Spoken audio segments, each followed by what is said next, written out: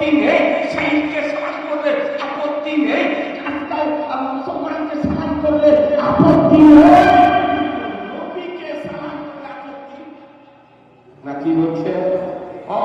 নবীকে সালাম করলে আপত্তি। আপত্তি আছে না? না এই একদিন মানুষ করে না, করে না। যদি নবীকে দাঁড়িয়ে একটু সালাম যদি দেন, ওর শরীরে আগুন চলে যায়।